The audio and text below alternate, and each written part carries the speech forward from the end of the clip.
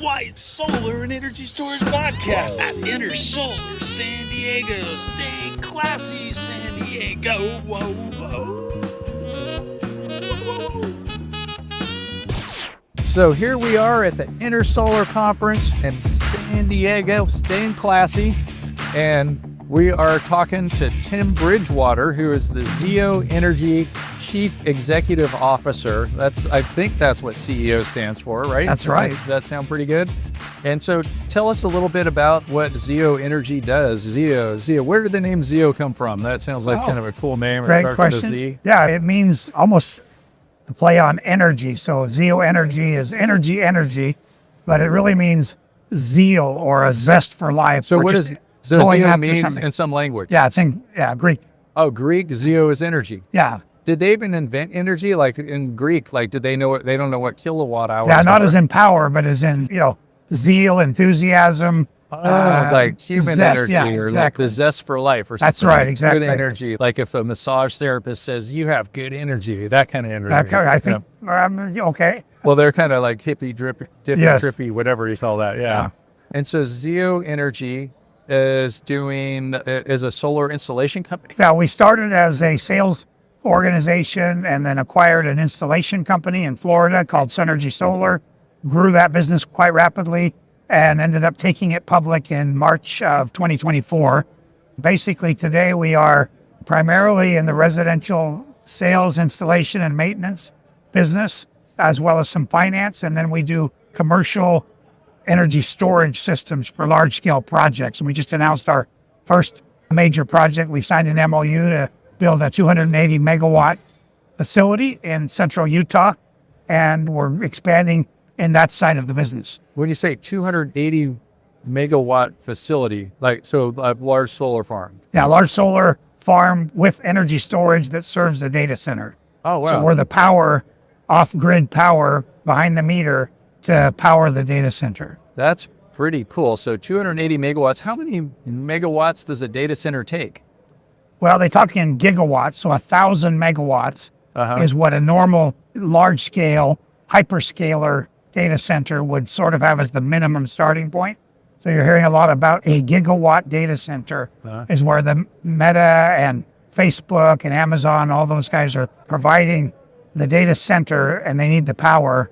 Wow, gigawatt. So that's like what, a nuclear power plant or something like that? No, I mean, I think plant or it's a big plant. I mean, nuclear power can do a gigawatt pretty easily. Most of them are that size, 4 gigawatts. Maybe a couple of reactors or something. Yeah. And so that's kind of interesting. And do you have any idea too of like how fast are they building these data centers? Like, are we going to have double the amount of data centers next year or the one after that we have now, or what? I mean, it's mind-boggling what they're talking about. They're spending $600 billion a year right now to build the data centers themselves. And that demand looks to go consistent for the next 5 to 6 years. And so you hear announcements all the time of different data centers. There's not enough power being generated in the U.S. today to support those data centers. So it's going to increase the cost of power unless you bring your own generation to the site. And that's what we're doing. We're providing behind the meter power solutions for that data center to operate with a base load power system of, in our case, primarily solar with an on-site storage that can give the power 24/7 to the data center. You know what I was thinking was just kind of interesting is I was doing National Electrical Code workshops here on Tuesday. And one of the things that we talked about is using the National Electrical Code Article 691 for large projects. However, the code is written for like being transmission and distribution. And so we're just not used to having people having systems that big behind the meter. Yeah. Are you going up? I guess you're still probably going up to medium voltage, are you? Or like? Yeah, I mean, the data centers are fast moving to low voltage DC 800 volt power systems. Wow. So that's evolving pretty quickly because the chip technology is evolving so rapidly. The technology in the chip is it's hotter, it's greater capacity. And so you're seeing quite a revolution quickly. And I think one data center project in Wyoming that was announced is going to use 3 times the power that the entire state of Wyoming uses today. That's crazy. So you Yeah. think about the dynamic of how that's going to impact states, communities, and others. You really need to be producing power at the site and delivering it, so you're not causing a traffic jam on the transmission for regular consumers. So I think you're going to see more behind the meter power at these data centers so that they're not creating problems for the grid in general. Okay, give me a second. Let's cut this for a second. I'm going to go buy some of your stock, and I'll be right back. Okay. Okay, I just bought a bunch of shares. We're right back. Good. Now's a good time to buy because we're at the early innings for this revolution. And we're just starting to play in the PV and data storage or power storage arena. So it makes it sound like they're building these data centers so fast. They need the electricity. It's almost like the price of electricity isn't such an issue. And probably like, yeah, it would be better to have the tax credits, but it almost isn't going to, it's just like they need that electricity no matter what. Yeah, it's a good question. I think the tax credits and the bill that Trump signed last year with the big, beautiful name and is accelerating some work because renewable energy is the cleanest form, least impactful on the environment source for these centers. But they've got to move so quickly that they're doing more natural gas turbines. You're seeing reciprocating engines, diesel gensets. But what we bring is a renewable energy solution coupled with power storage so they can use it 24/7. And I think that's going to be a big part of the mix. You're going to see nuclear over time that can come in and help provide the needs. But where it's at today is the sun shines every day. It creates power. We're here at InterSolar. I mean, that solar's not going away with or without tax credits. It's here to stay as a reliable source of energy. And it's the fastest thing you can build. You could just start putting up solar modules tomorrow if we get all the permits. Effectively, effectively. And so like to get natural gas going, you got to buy this stuff. It's like there's big lines, waiting lists. Pipelines have to be built. And then with solar and storage, it's very modular. You just go get the stuff and start installing it. So it seems like a super, super bright future. And one of the things that I think people get caught up too much is like they start like news only goes for negative stuff. Like people don't watch the news for like, this is great or positive future and all that kind of stuff. So we need to like focus more as an industry too on just like all the positive stuff and how we're going to be so desperately needed. Like for all these like gigawatt data centers, that's a lot, a gigawatt. Yeah. So, if you don't have solar on your house or your business within 10 years, it would be surprising to me because the cost benefit is so dramatic with prices going up for utility power. You know, customers that we installed for 3 and 4 years ago, they already booked a savings that they anticipated, but because now power prices are going up 10, 15, 20% in a lot of states, their savings has just exploded and their neighbor's getting a power bill for $1,000 and they're just paying off of their system that over 20 years they'll be able to get free power, but even their monthly payments now are lower than what they would have if they were buying it from the grid, from the utility. So I think you're going to see more and more homes. There's only about 5% of homes in America that have solar on them. And so you're going to see more and more people adopting that as a clean form of energy. People are concerned about the grid going down and not having the power, weather delays and problems, reliability. So I think you're going to see a lot more homes adopt solar on the rooftop and businesses and large warehouses and things like that. So have you been in one of these data centers? Yes. Like what's it like inside? And you said like, it's also interesting too, how you said it was like 800 volts DC. And you would think that we could just power it without even converting to AC. And I know like a lot of the infrastructure is just made to work off of AC and all that kind of stuff. But if the solar's right there at the data center. Yeah, they're going to a simple, easy, low voltage model. And that's where I think if you were to place a bet on something, DC 800 volt power supply systems is where the industry is going, where the NVIDIA is guiding people to think about that in the next generation. So data center just basically feels like you're in a room with lots of hardware going, lots of CPUs cranking away, and there's not many people. It's pretty static environment. So have you ever heard of any talk of them going like without doing alternating current, just going like straight DC from the PV to the batteries and the data center without going to alternating current? I think that's on the horizon personally. I mean, that's where if I were placing my bets in investing in the stock market like you just did. I would invest in that long-term version, replacing the AC, the fluctuation, changing it from AC to DC. I think you're going to go straight to power the data center with the easiest, cleanest, simplest form of energy. And that's, I think, a likely outcome. And so these data centers and the solar farms and battery farms, are they like right next to each other? Are they in the same building? Are you putting solar on the roof of the data center? Or are you putting it like next door to there's it? so much solar. It's a farm that it's a land dependent. You have to find, maybe you're remote away from the data center depending on where the data center is developed. But the storage, and in the case of gas turbines, they're right on site. They're right there, so you're not wheeling the power a long distance. You may wheel the solar to the storage facility in some cases, depending on the configuration. Sean, they just awarded you another medal. And I know, thanks. Congratulations. Thank you very much. So I think you'll see the data centers with on-site generation close by, and if it's wind or solar, that may be in the vicinity, but not immediately adjacent to the data center. We interrupt you for a very important announcement. Sean White's Solar and Energy Storage Podcast has been brought to you by Sean White's Solar and Energy Storage Podcast. That's right, Sean White is sponsoring his own podcast, and he wants to remind you to go check out some of his classes. You can go to SolarSEAN, that's Solar, SEAN.com, and then click on the links to check out his classes. You can check out his heat spring classes, and you can also hire him to teach classes for you, like at your company, something like that. Now back to the show.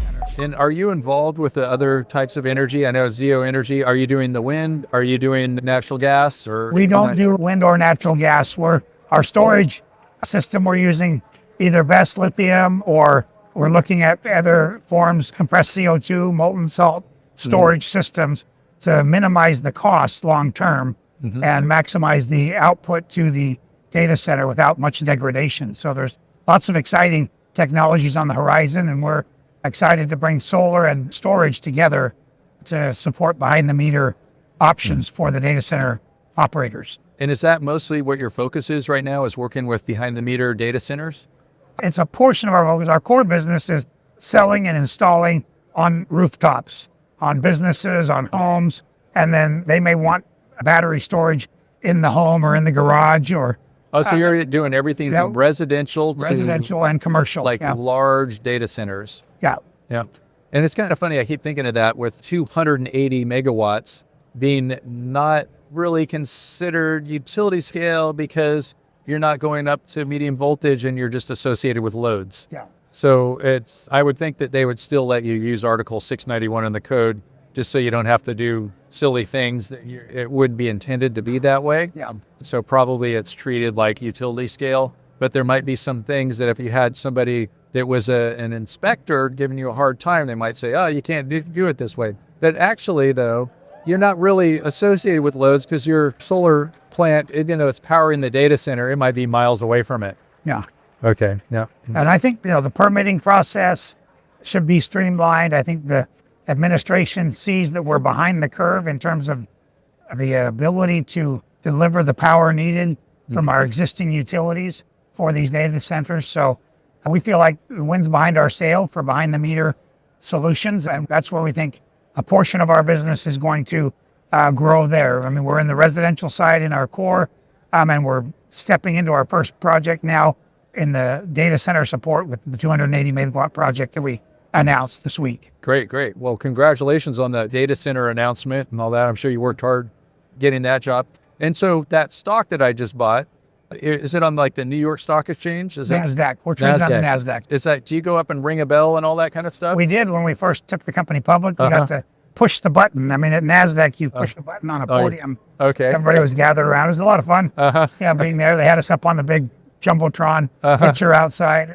So you're up there at the Times Square and all that kind of stuff. Yeah. That's pretty neat. That's pretty awesome.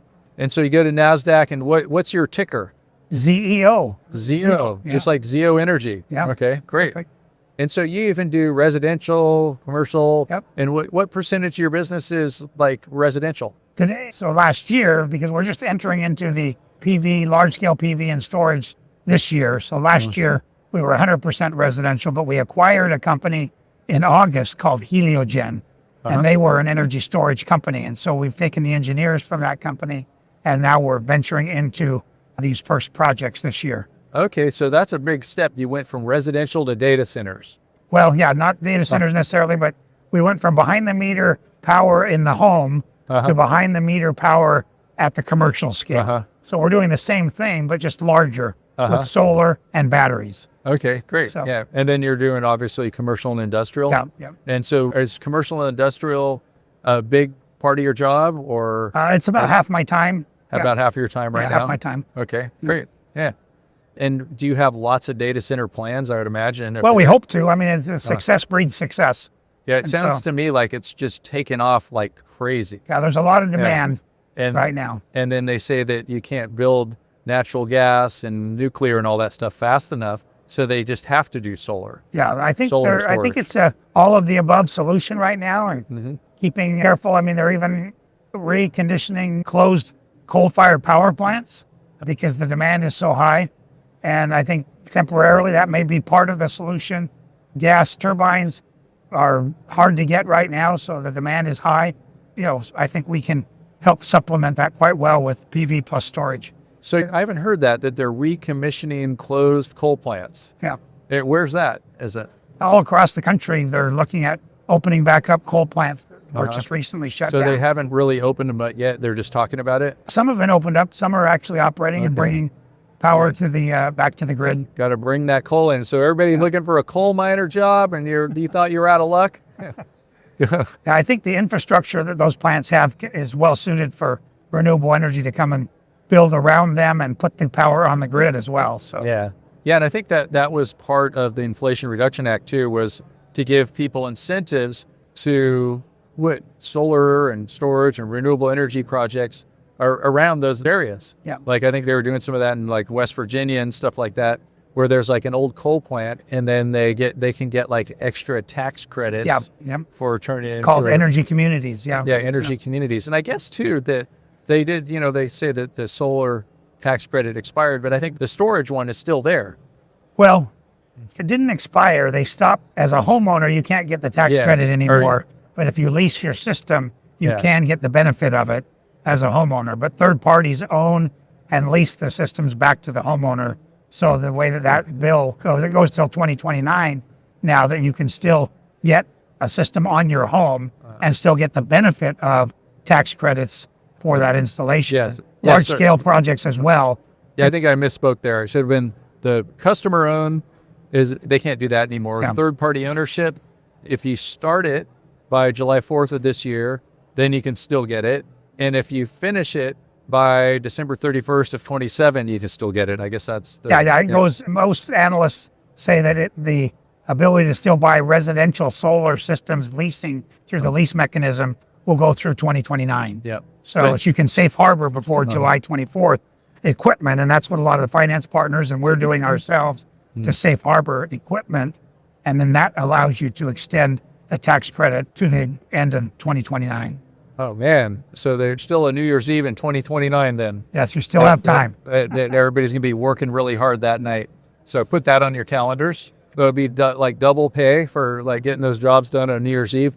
I think it's a good time to buy ZEO stock. Thanks for your purchase today. Yeah. Because it's at the low level early inning, and I think we have enormous potential as we can successfully deploy these systems in other projects besides the one we just announced. I think we'll have a great future in helping to support data center growth and development. Yeah, and so also though for the tax credit for energy storage, standalone energy storage, that is not affected by That's correct. by all of these like end of the program things. Yeah, that goes till 2032. 2032. Yeah, so Okay. those are unchanged by the big beautiful bill. Yeah, so I guess you could say our president doesn't hate lithium-ion batteries. I think he's an all of the above president. Yeah, okay. Except he doesn't like wind very much. I know, it's like bad for the golf. It gets in the way of your golf balls. So. Yeah. All right, well, good. Well, it's been very good talking to you, Tim Bridgewater, CEO of ZEO Energy. Sean, Here in pleasure San Diego. to meet you and Yep. spend some time. Yeah, let's do this again sometime. Okay. And I hope you enjoy the rest of your time here at Inner Solar. And We'll Look have a forward good to one. seeing you again at the next conference. Okay, and I can't wait to hear more about like what's happening with these data centers. I'm pretty fascinated by that. Yeah, it's an amazing boom that's going on. It's a bit of a gold rush, what's needed, and people are using AI, and it's solving a lot of problems for people and companies and individuals. I mean, I use it much more in my business today, ChatGPT and Claude, and I think there's an enormous world ahead of us that we're not quite ready for. Yeah. Right now. I wonder, I like to use like multiple AIs, and I wonder if there's like something that you can use where it'll ask the same question to like 3 different AIs, and then give you like the 3 We have a different system answers. integrator for AIs, and then it gives you 3 so I different. don't have to like cut and paste it from. Yeah, ChatGPT gives you a simple version, and if you want a more informed version, it gives you an optionality, so it'll actually show you the 2 different columns. So it's an amazing world that we live in, and so much more of the grinding out workload is going to be done by these data centers for us, and getting there is going to be quite a fascinating journey for us. In fact, I just thought of a business plan. You get like some kind of software or something, like maybe it's even sort of an AI, and it asks the same question to different AIs. So I could ask like Gemini, ChatGPT, Claude, Grok, and I ask all 4 of them, and then I get 4 different answers, and then my AI sorts it out and figured out what is the most reasonable answer. And you go like, this one got 3 out of 4, or things like that. I think you're onto something. You and Shaun White, the Olympians, should get together. I know, yeah. That Shaun White Yep. system integrator. Yep. So, all right. You hear that, flaming tomato? Let's get together. Let's do this thing. all right, Shaun. Thanks a lot. Thanks for listening, and hopefully this gives you some good information on our industry. All right. Thanks, Tim Bridgewater, ZEO Energy CEO. Woo! You heard it from Inner Solar. Listen to Shaun White's Solar and Energy Storage podcast. Check it out, solarsean.com. Get yourself NABCEP certified. Ow!